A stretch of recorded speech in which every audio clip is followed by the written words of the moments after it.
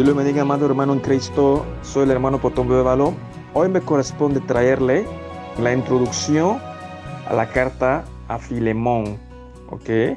Esta carta es una de las cartas personales que podemos encontrar en el Nuevo Testamento. En el Nuevo Testamento tenemos dos cartas personales. Esta carta y la tercera carta de Juan, que eran cartas personales, cartas dirigidas a una persona particular. Y aquí vemos que esa carta de a Filemón es una carta personal que el autor le dirige a Filemón.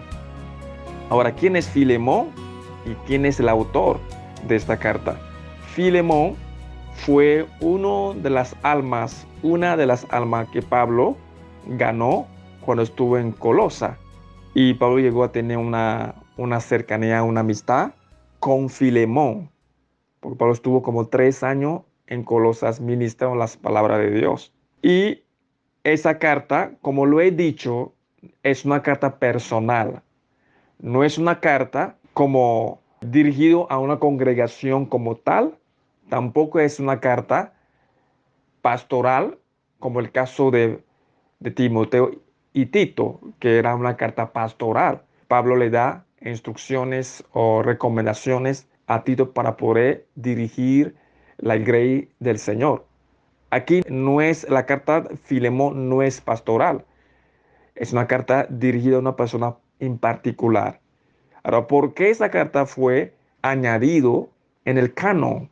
Porque hace parte la carta de las escrituras inspirada por Dios. Porque si esa carta es una carta personal, lo pone como una carta inspirada por Dios, como escritura inspirada por Dios, por contenido, por el impacto que esta carta ha traído tanto en la vida de Filemón como en la vida de Onésimo y también como tanto en la sociedad, tanto en la iglesia de Cristo.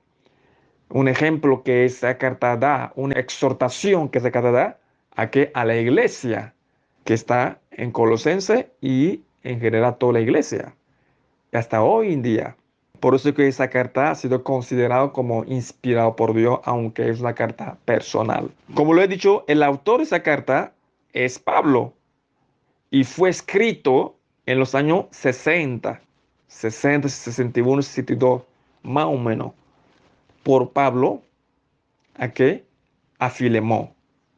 Fue escrito por Pablo a Filemón. Se cree que fue escrito en el primer encarcelamiento de Pablo en Roma. Sabemos que Pablo fue encarcelado 2 veces en Roma. Primera vez cuando llegó fue capturado y segunda vez estuvo un par de años libre y después lo volvieron a capturar para ser encarcelado y después de esto fue ejecutado. Entonces ese fue escrito en el primer encarcelamiento de Pablo en Roma.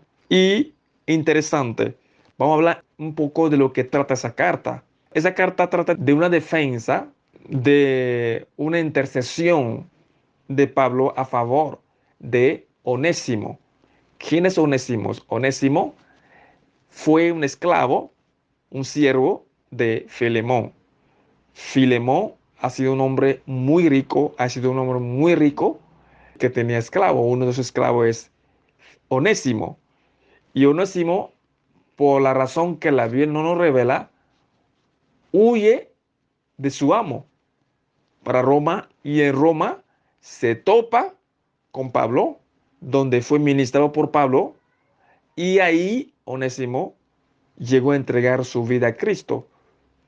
E incluso Onésimo llegó a ser uno de los colaboradores de Pablo, llevando las cartas que Pablo escribía a la iglesia en Colosense, a la iglesia en Efeso, y juntamente con Tito, Onésimo ha sido una ayuda para el ministerio de Pablo. Y vemos que aquí Pablo, viendo el genuino arrepentimiento de Onésimo, uno. Segundo, viendo el servicio que Onésimo está dando para su ministerio, para la obra de Dios, Pablo quiso hacer bien las cosas. Respetamos la ley de Dios, pero también respetamos también la ley instituida por los gobiernos humanos. Era una ley que uno no puede quedarse con el esclavo de otro. Entonces aquí, aunque Onésimo ha sido una bendición para el ministerio de Pablo, Pablo estaba en la obligación, como hombre de Dios, de devolver Onésimo a Filemón. Y así Onésimo tendría una oportunidad para darle testimonio a su amo que realmente es hijo de Dios, que realmente se ha arrepentido al Señor. Entonces, y eso también fortalecería la fe de quién? De Filemón. Porque cuando Pablo, si Pablo, que es líder principal, que ganó tanto Onésimo como Filemón a Cristo, hace bien las cosas, la fe de Filemón será afirmado. Ahora, era muy importante, era urgente que Pablo le pidiera a Onésimo que regresara a su amo y se sometiera a su amo, dándole testimonio de que realmente él era, él se ha arrepentido o él se ha convertido a Dios, a Cristo. Entonces, eso es más o menos lo que trata esa carta. Una carta donde Pablo reenvía a Onésimo a su dueño y le pide que suelta a su dueño, pero le pide un favor a su dueño. Le pide un favor ¿a qué? A Filemón, que le recibe a Onésimo como un hermano en Cristo. Y segundo, y si Onésimo le debe algo a su dueño, que se le ponga en la cuenta de él, de Pablo. Interesante eso, esas frases que viene en este capítulo. Recíbele como un hermano en Cristo, no lo recibe como un esclavo suyo, aunque su estatus es esclavo, pues recíbele como un hermano en Cristo. Y segundo, si te debe algo, ponlo en mi cuenta. Esa es una de las palabras más inspiradas de esta carta y que ha sido como una semilla que Dios sembró en la sociedad del siglo I y también en las vidas de los que tenían siervos en sus casas, de cómo deberían tratar a su siervo, cómo deben tratar a los que sirven su casa, tratarlo como hermano en Cristo y tener misericordia con ellos.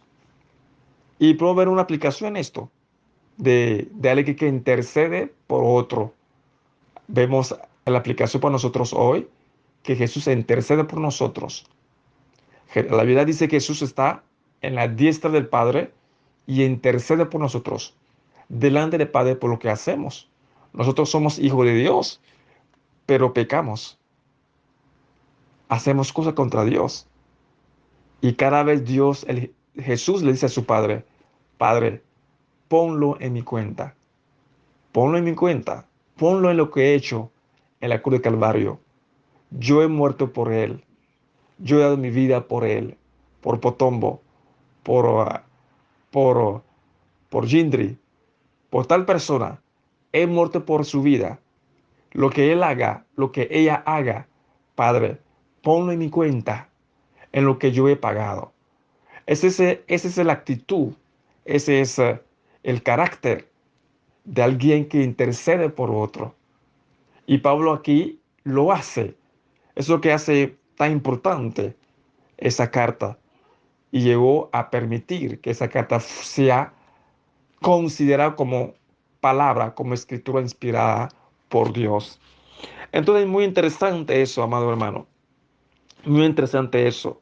Entonces, realmente, otra cosa que quiero resaltar en esta carta son los primeros dos versículos donde Pablo, además de decir que la carta es dirigida directamente a Filemón, vemos que Pablo menciona a Apia y también a Arquino. Y entendemos si es una carta personal y además mencionan personas adicional, dan a entender que es una carta, que esas personas que están mencionadas ahí son familiares de Filemón. Y aquí se cree que Apia es la esposa de Filemón y Arquino deberá ser un hijo de Filemón.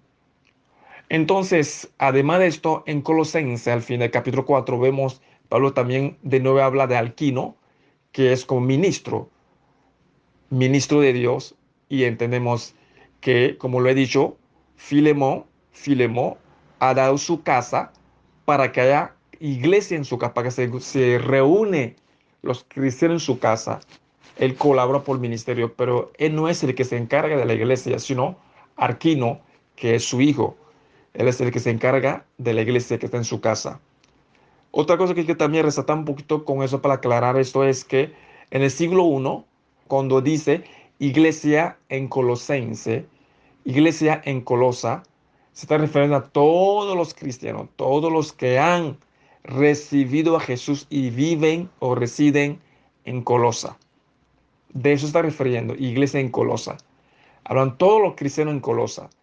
Pero esos cristianos en Colosas se agrupan en casas, en varias casas, por ser 2, 3, 4, 5 casas. Se agrupa en casas. Entonces, y una de las casas donde se agrupa los cristianos en Colosenses es la casa de Filemón, donde Pablo ha enviado Tíquico juntamente con Onésimo a traer cartas a la iglesia de Colosense, y también específicamente donde Pablo reenvía Onésimo para regrese a Colosa, a su amo en la casa de Filemón, para dar fruto de arrepentimiento. Pero le pide a su amo, le pide a Filemón que le recibe como un hermano en Cristo, como Jesús nos recibe a nosotros como su hermano en Cristo. Y además le dice, ponlo, si te debe algo, ponlo en mi cuenta. Muy hermoso. Entonces, hermano, ese es lo que trata esa carta. Espero que sea de gran bendición para su vida. Y quiero también terminar resaltando algo que Filemón llegó a ser el obispo, el anciano de la iglesia de Éfeso, dando a entender que realmente cuando una persona hace bien las cosas, Dios le da más responsabilidad. Filemón fue obediente a Pablo. Se sujetó a lo que Pablo quería que hiciera para dar testimonio que realmente es hijo de Dios. Y lo hizo.